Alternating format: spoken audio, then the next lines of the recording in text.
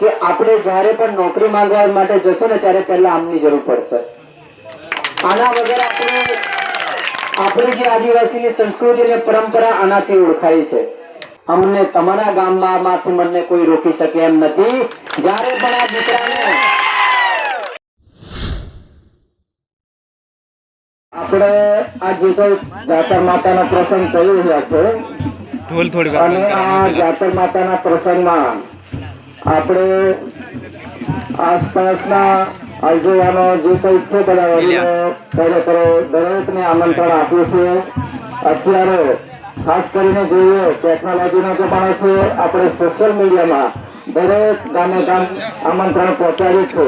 તો આપણા આમંત્રણને માન આપીને ડોક્ટર જયરામ રાઠવા સાહેબ તેમજ આદિવાસી યુવા સંઘર્ષ સમિતિના કાર્યકરો છોકરાઓ અહીંયા આપણા પ્રસંગમાં હાજરી આપી છે. તે બદલ તેમને ખૂબ ખૂબ આભાર માનું છું અને આશા રાખું છું કે આપણા ખાસ કરીને ડોક્ટર સાહેબ પધાર્યા છે તો પ્રસંગને અનુરૂપ આપણને બે શબ્દ કહેશે. ગુલસિંહ દાદા કાં તો ડોક્ટર સાહેબ આવો અમને અમારા જે પ્રસંગને અનુરૂપ બે વાત કરે, બે શબ્દ છે. આવો.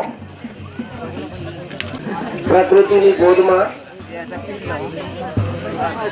આજે વાંકોડ ગામે જાતર માતાનું સ્થાપન કરી ગામના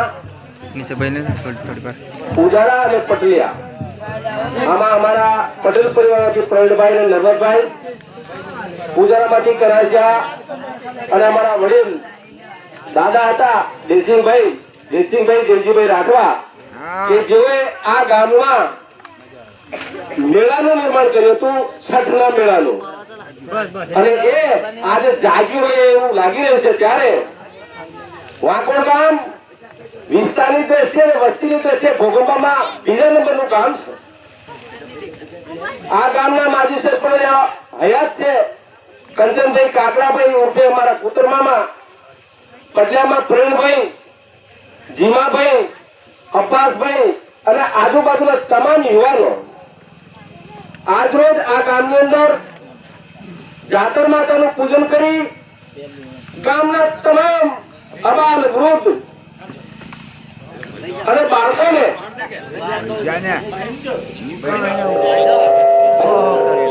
કહોળ એટલે કે બધા સુખી રહે એવી ભાવના સાથે આ ગામમાં પટેલ અને પૂજારા ઘરે ઘરે જઈને આમંત્રણ આપ્યું, અબાલ વૃદ્ધને આમંત્રણ આપ્યું, ભક્ત અને સંતોને આમંત્રણ આપ્યું, નોતરું આપ્યું કોઈનું.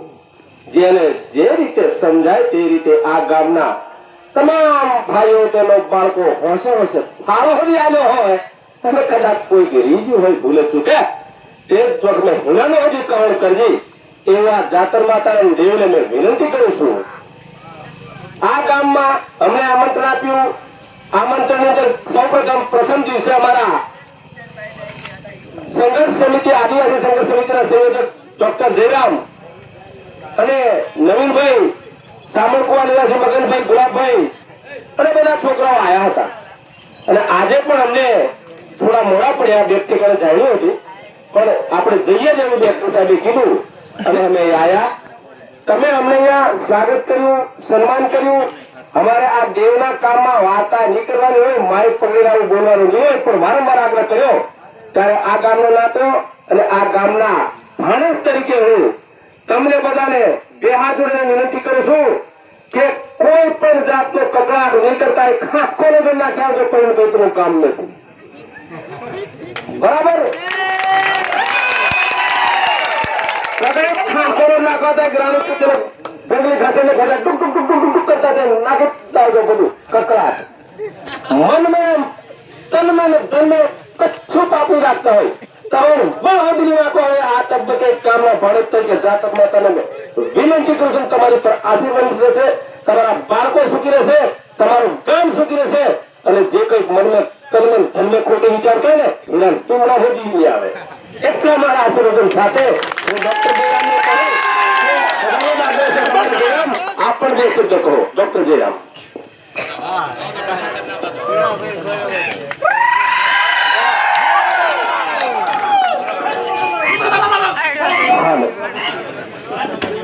વાકોડ ગામના મારા વડીલો, મારા યુવાનો, મારી બહેનો ને મારા ભાઈઓને સર્વેને આ પ્રસંગે ઉજવ્યો છે એ માટે પહેલા સર્વેને બધાને તાળીને ગડગડાટથી વધાવો.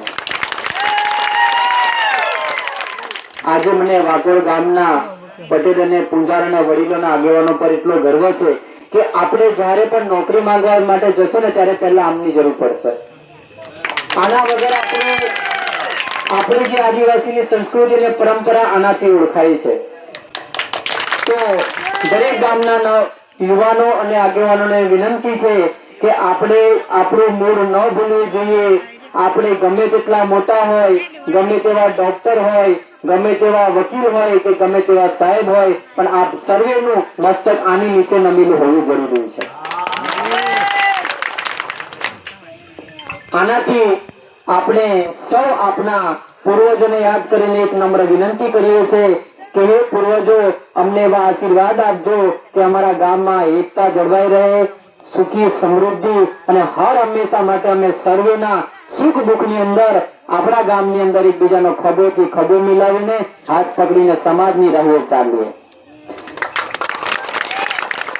બીજી વસ્તુ કે અમે તો તમારા ગામની અંદર દેવની પૂજન કરવા માટે આવીએ છીએ. તમારા દેવના સ્થાનો આપણો વાકોડ ગામનો મોટો ઇતિહાસ છે, અમારા પૂર્વજોનો ઇતિહાસ છે. અમને તમારા ગામમાં માંથી મને કોઈ રોકી શકે એમ નથી. જ્યારે પણ આ દીકરાને, જ્યારે પણ આ તમારા સમાજના દીકરાને કે તમારા ભાઈને યાદ કરીને વાકોડ ગામમાં બોલાવશો તો સુખમાં તો કદાચ નહીં આવી શકું, પણ દુઃખમાં તો સાથે ભોગીને તમારો ભાઈ તમારી સાથે જોડાઈને છે. વધારે કઈ ન કહું, પણ જ્યારે પણ યાદ કરશો ત્યારે હિમા કાકા, પૂંજાર અને આગેવાનો, તમારો દીકરો હર હંમેશા માટે તમારી સાથે છે. આજે તમને આ દેવની સાક્ષી વચન આપે છે. બસ તમે આ કાર્ય શુભ રીતે શાંતિપૂર્વક કરો એ બદલ તમને ખૂબ ખૂબ આભાર. અને ક્યાં તમને જરૂર પડે તમને બોલાવજો. બસ જય જવાહર, જય આદિવાસી.